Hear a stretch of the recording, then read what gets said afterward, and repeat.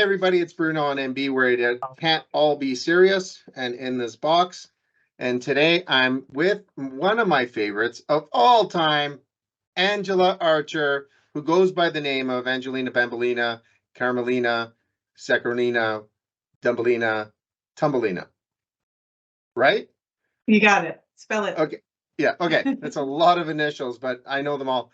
Ange, thanks a lot. Ange is the owner, president, vice president, corporate director, all that kind of stuff for National Headhunters in the center of the universe called Toronto, Ontario.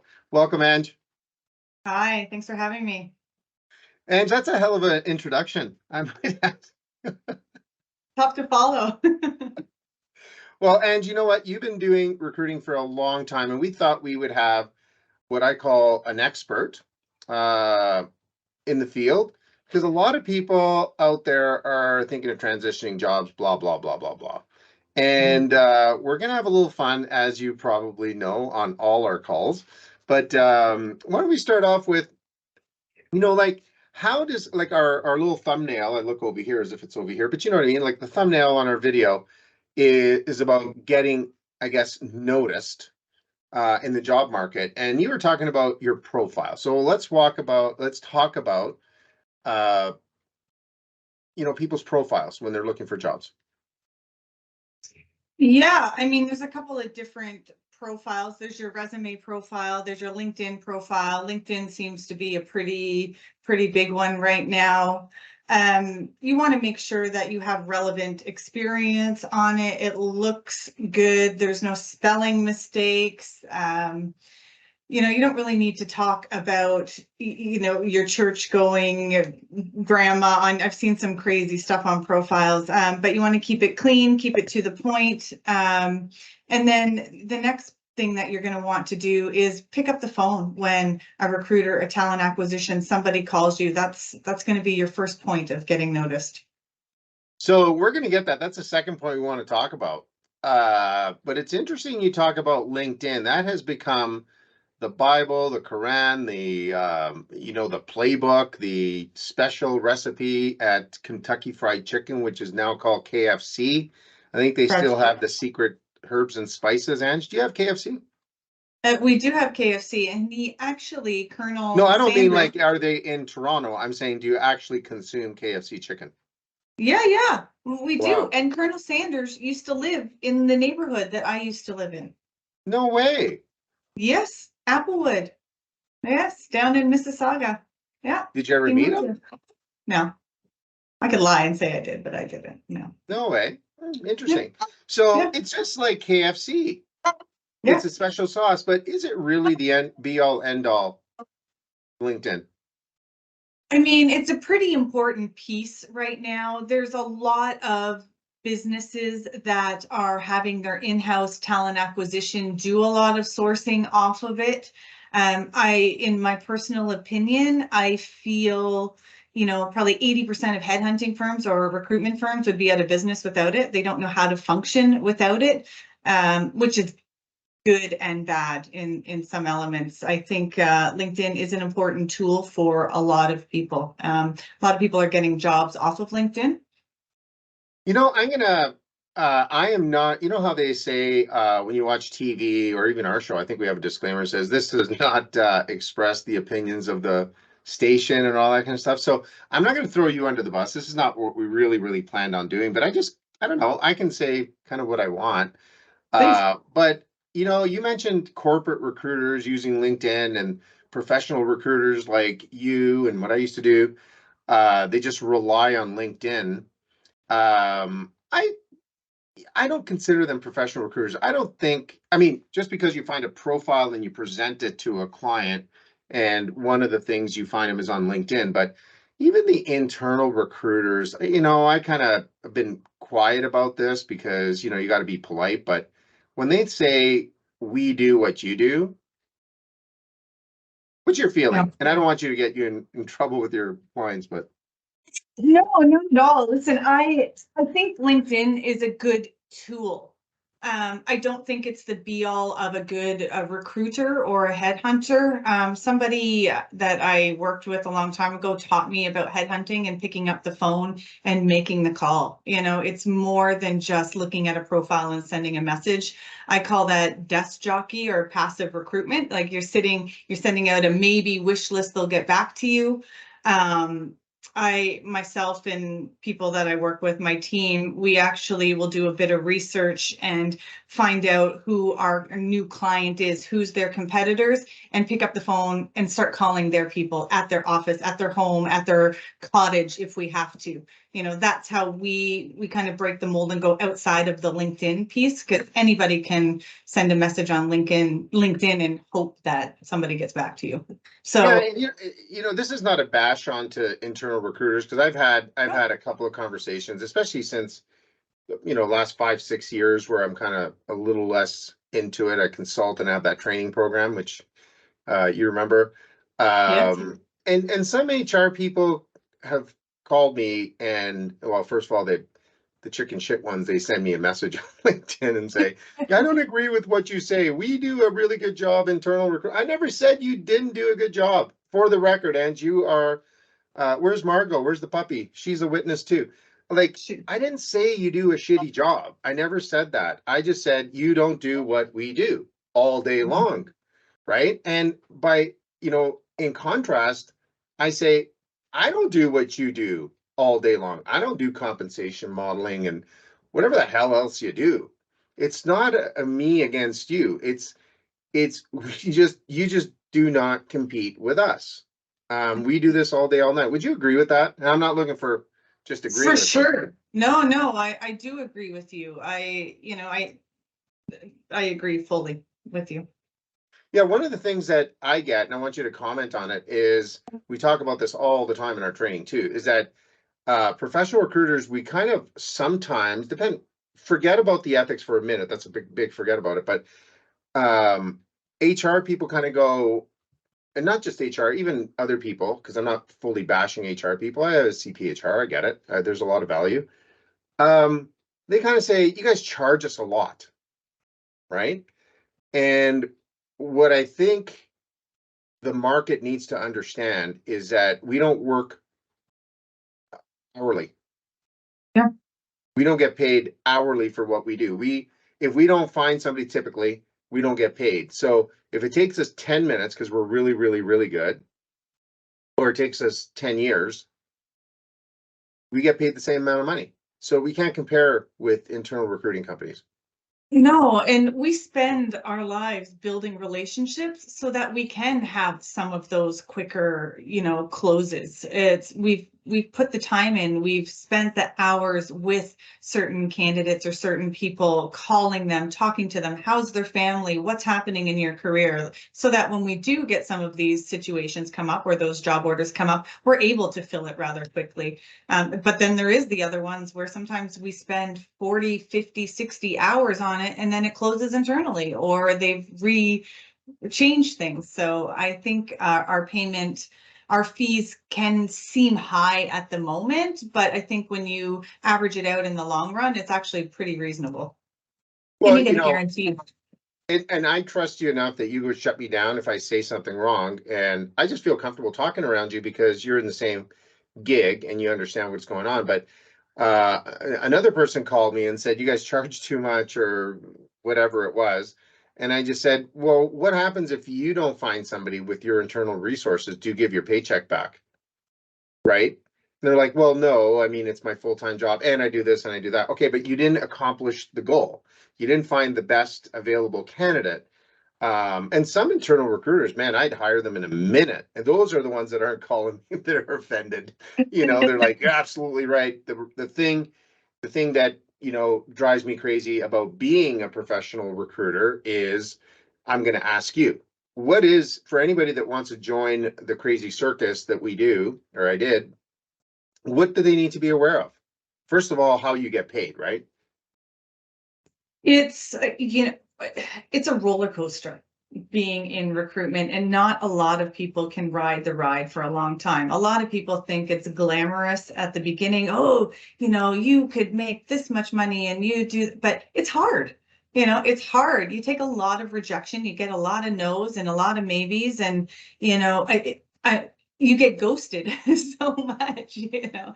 That's part of it. So you have to be able to have the grit to move on to the next, and to take the no and realize, not take it personally. Did I answer your question? Oh yeah, I mean, you're Yeah. confirming a lot of stuff, and the biggest thing for me is that there are people that say, "Hey, I can do what you do," and how hard can it be to connect one dot to the other dot? And I'm like, "Yeah, you're right. I mean, listen, I'm Italian, I'm from Centertown. I can't be that smart. No offense to the Centertown people, but I always say, look, if I can do it, anybody can do it. Okay. However, you got to do it all day, all night. That's the issue. And I'm not saying you have to answer calls in the middle of the night, but you're like, I don't know if it's like you, but like you finish, you put the kids to bed and you turn on the TV and you're just relaxing for 5 minutes and something is said on TV. I'm like, hold on, Ron Smith. I'm going to Yes. call him. I don't know what it is, right? Yes. It's Yeah. the uncanny way to connect.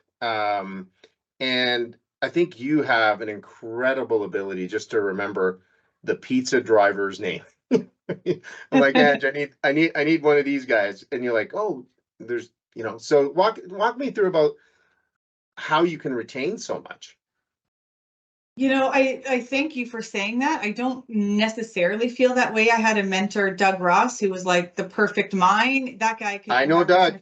Yes, he, if I could be like him and remember everything, I would consider, if I could be half as good, I'd consider myself, excellent. But I think it's, I like when you're passionate about it, like I really like recruitment. I like headhunting. I like the chase. I like the qualifying of the candidate. So when you become passionate about it, it's not really like you can, oh, I've got to remember pizza driver Joe's. You remember the people and the connection and the quality of the person. And to kind of go back a little bit, anybody technically can do recruiting.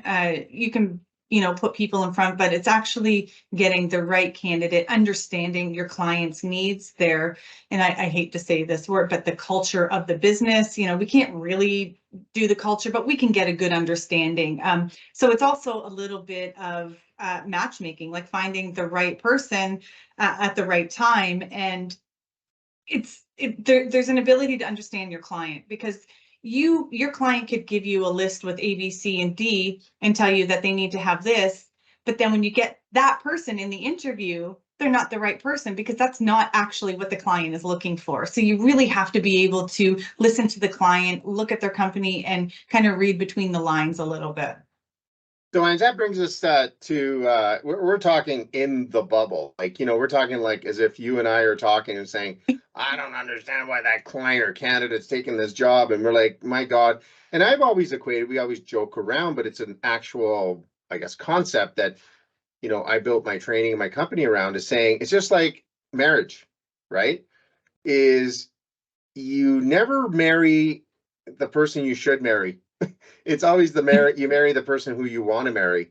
And Yeah. doesn't matter about the tools. And this is why I kind of laugh at some people that enter our space with AI products and they say, oh my God, oh my God, oh my God, it's going to change everything. I'm going to say hiring managers, quote this, I can go to my grave. Hiring managers, just like people who get married, they don't hire who they have to hire. They should hire probably high 80% of the time, unless it's a I contractor agree. like a plumber. You know what I mean? Hire who they want to hire. And when I started, you mentioned this, it drove me crazy. So I'm like, you gotta, quote unquote, Gina's gotta marry Pino. Like it just makes sense, right? You know what I'm saying? And then Gino marries, Penelope, and everything falls apart. The mother disowns him, and Yeah. the old Yeah. Italian stuff, right? Walk us through it. Does that make any sense? Like I think you touched on that. Yeah, definitely. You could have the most qualified professional candidate on paper. They interview well with you. They get into the interview and they meet with the hiring manager, and the hiring manager will be like, good candidate, but I didn't jive with them. It's like, what? You've just got your .NET whatever person, like the unicorn in a patch of unicorns, and now you didn't jive with them, so they're not the right candidate. But it's sometimes it's mind-boggling, and you just have to not take it personally and let the candidate know you're a great candidate, just not the right fit, and put your head down and find the next one. Yeah, it is crazy, but I mean, I keep saying it, it's no different than marriage. You know, you're gonna go like, oh my God, why would you marry of all the, list of things that you're looking for in a spouse, and then all of a sudden you're like, you married that guy? What the hell's what are you, blind? They say love is blind. I think hiring is blind too. I don't care what anybody says. The other thing I want to talk about, obviously, is National Headhunter. Headhunters, yeah, Oh, you got more than one? plural, yeah. And I just call you Ange, okay? Don't give me the extra burden of knowing people's company's name. National Headhunters across the world, the country. Tell us all about it. Canada and the States. We kind of go against the grain in the sense of typically recruitment firms specialize in a vertical or one kind of line of business. And as Bruno would say, vertical plus one. We do a variety of different industries. We have some people that work with us that are from different industries, so we're able to do that. And for me personally, I really like the diversity of looking at a different role and the hunt part of it. I like learning. That's part of what I enjoy out of this job, is learning something new. I learned development, software development in the last, 3-4 years, which has been really interesting. And I now know the difference between a .NET shop and a Linux, and some different languages. It's really fun. But yeah, so we recruit across Canada in the States.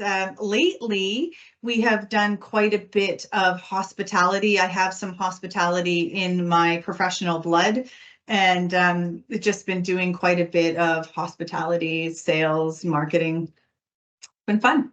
That's awesome. The one thing I remember when I first met you, and you went in through some interviews and stuff like that, with candidates, I'm like, oh my God, I've rarely met anybody that worked harder for candidates.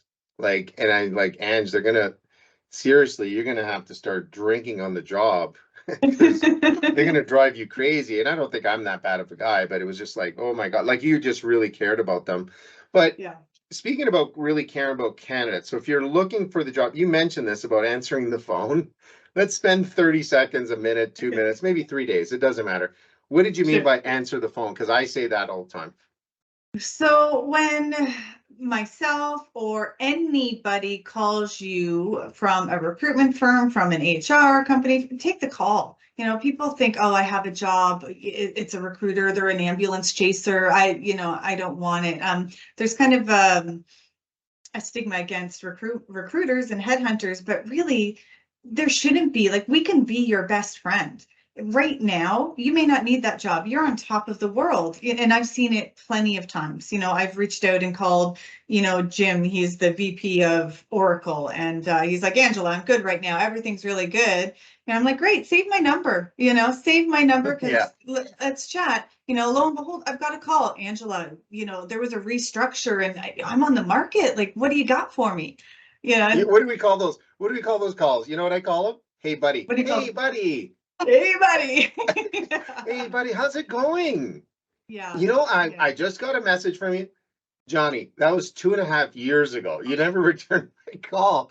And they're like, yeah. I know you're mad. I'm like, if you think I had, and so this is a message to all job hunters and clients. Everybody. We're never mad at you. We don't even think about you after you hang up with us. I mean, if you don't answer the phone, they're like, we're on to the next thing. Doesn't mean I don't represent all recruiters. I represent myself, and I know how you feel sometimes.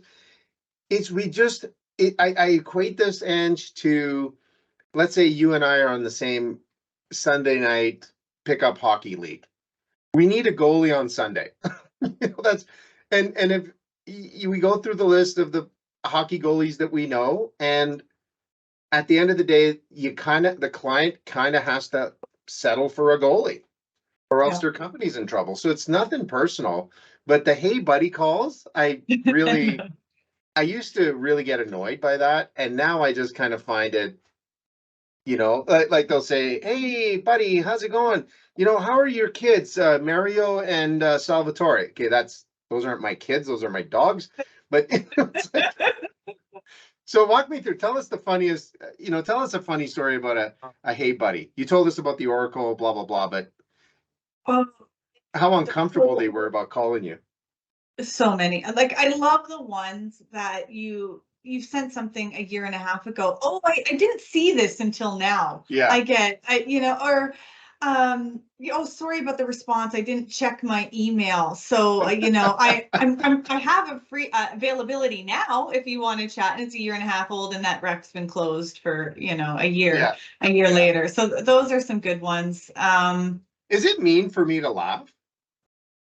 No, I mean, we're human. Everybody's human. But I love those hey buddy calls. Hey buddy, Yeah. what's going on? Hey, you know what? It's your lucky day. I get to call you back. You want to Yeah. bet?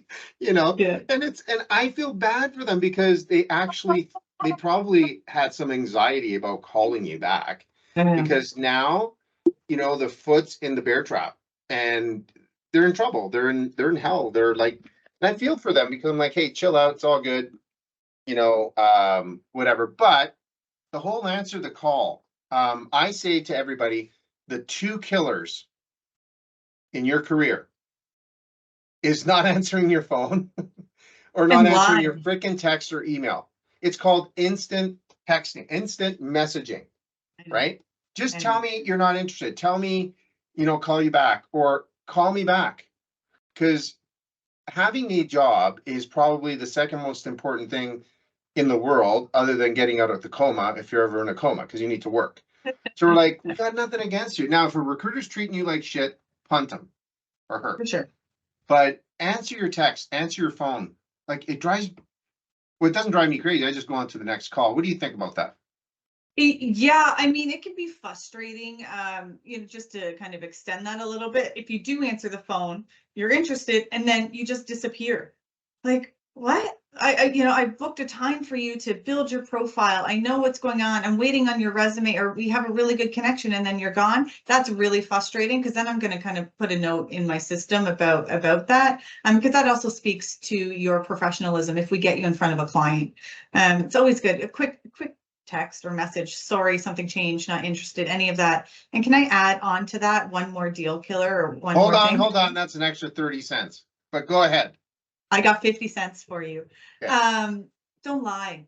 Tell us, Oh, if yeah. there's We'll find out. something we do. And, it's better for us to find out ahead of it so that we can get ahead of it. We can speak to it.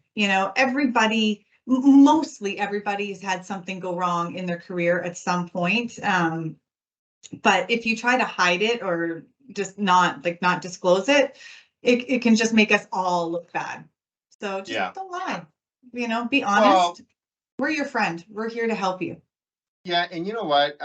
You and I have gone through a couple of searches that we uncover certain things later and we get totally thrown under the bus. And they're like, you should have known, should have known, should have known. And I'm like, there's only so much we can know, right? Because we never hire them unless they're contractors, right? But and so it is. You're right. Tell the truth. Answer the phone. Text us back if you say you're going to call us back, and tell us the truth. Give us the whole truth, even if we glaze over your information because we go through a million resumes. I have a question for you. This is not a loaded question; just a quick one, right? Okay. Do you ever read as a professional recruiter? Not as so HR people, chill out. Take a deep breath, find the zen, the chi, the me, whatever the hell you need to do. It's not a shot against you. It's not against the Oprah resume writer gurus of the world. But be honest with me. Have you ever, do you actually read cover letters? Yeah. I mean, no, very rare. It's no. It just takes too long, right? It does. And honestly, your resume, I'm looking for matching skill sets. That's what I'm looking for. So I'm looking at matching skill sets. I don't care what font it is. I don't care what color it is. I'm just looking for the information. I'm giving your resume 10 seconds, quickly looking at it. God bless you. We didn't rehearse this, right? So now I know people out there, she's a true recruiter. And the recruiters that actually tell me that, I think you know this, I don't get into fights with them. They go, well, I read okay, that means you're not busy. Like, You have too much time. like there's no way you have time to read any of that stuff, right? No. And going back to the little pickup game on Sunday that we're on this hockey team. By the way, great game last Sunday, Ange. Good job. In our pickup hockey team, right? So no, but it's like you were reading the resume, it's like goalie, no goalie, didn't play goalie, didn't play goalie. If it doesn't say goalie on there, I can't call them right now, right? Yes. Make sure your resume matches the job description. Like that's 101. A generic resume can be very damaging. Like you wonder why people are putting out hundreds of resumes. You need to go back to basics and look and see what's going on. But yeah, to summarize, 10 seconds max. And that's when I'm like, oh, I like this resume. They get 10 seconds. Yeah. So Ange, for the record, for all the HR Yes. people and hiring managers listening, you said on every resume you should have the word goalie a few times.